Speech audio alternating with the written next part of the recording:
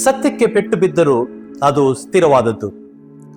ಶಿಲುಬೆಗೆ ಹಾಕುವ ಬದಲು ನಡೆದ ಆ ರಾತ್ರಿಯ ಸಮಯದಲ್ಲಿ ನಮ್ಮ ಕರ್ತನಾದ ಯೇಸು ಬಂಧಿಸಲ್ಪಟ್ಟವನಾಗಿ, ಅವಮಾನಿಸಲ್ಪಟ್ಟವನಾಗಿ ಸುಳ್ಳು ಆರೋಪಗಳಿಗೆ ಒಳಗಾದನು.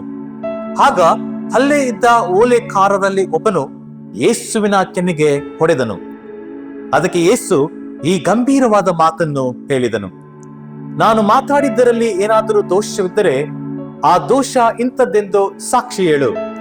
ನಾನು ಮಾತನಾಡಿದ್ದು ಸರಿಯಾಗಿದ್ದರೆ ನನ್ನನ್ನು ಯಾಕೆ ಹೊಡೆಯುತ್ತೆ ಎಂದು ಕೇಳಿದನು.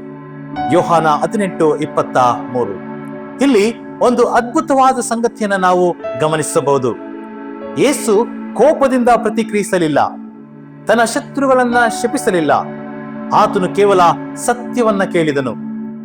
ಈ ಕ್ಷಣವು ಮಾನವನ ಹೃದಯದ ದುಃಖಕರವಾದ ಸತ್ಯವನ್ನ ತೋರಿಸುತ್ತದೆ. ಜನರು ಸತ್ಯವನ್ನ ಸೋಲಿಸಲಾಗದೆ ಇದ್ದಾಗ ಅದನ್ನು ಮೌನಗೊಳಿಸಲು ಪ್ರಯತ್ನಿಸುತ್ತಾರೆ. ಯೇಸುವಿಗೆ ಹೊಡೆದ ಆ ಕೈ ಕೇವಲ ಒಬ್ಬ ಸಿಪಾಯಿಯ ಕೈ ಮಾತ್ರವಲ್ಲ, ಅದು ಮಾನವ ಕುಲವು ದೇವರ ಧ್ವನಿಯನ್ನ ತಿರಸ್ಕರಿಸುವ ಪ್ರತಿಯೊಂದು ಸಂದರ್ಭವನ್ನು ಸೂಚಿಸುತ್ತದೆ. ಆದರೂ ಕ್ರಿಸ್ತನು ಅಲ್ಲಿ ಶಾಂತವಾಗಿ, ಗೌರವದಿಂದ, ಭಯವಿಲ್ಲದೆ ನಿಂತಿದ್ದಾನೆ. ಆತನು ಮೌನಗೊಳಿಸಲಾಗದ ಸತ್ಯ ಸ್ವರೂಪನಾಗಿದ್ದಾನೆ. ಪ್ರಿಯರೇ, ಈ ಶ್ರಮ ಕಾಲದಲ್ಲಿ ಯೇಸುವಿನ ಈ ಪ್ರಶ್ನೆ ನಮ್ಮನ್ನೇ ಕೇಳುತ್ತದೆ. ನಾನು ತಪ್ಪಾಗಿ ಮಾತನಾಡಿದ್ದರೆ ಅದನ್ನು ತೋರಿಸು, ಆದರೆ ಅದು ಸತ್ಯವಾದರೆ ಯಾಕೆ ನನ್ನನ್ನು ಹೊಡೆಯುತ್ತೆ? ಈ ಶ್ರಮ ಕಾಲವು ನಮ್ಮನ್ನು, ನಮ್ಮ ಆತ್ಮವನ್ನು ಪರಿಶೀಲಿಸಲು ಕರೆ ನೀಡುತ್ತದೆ. ನಾವು ಎಷ್ಟು ಬಾರಿ ಕ್ರಿಸ್ತನ ಸತ್ಯವನ್ನ ನಮ್ಮ ಜೀವನದಲ್ಲಿ ವಿರೋಧಿಸಿದ್ದೇವೆ?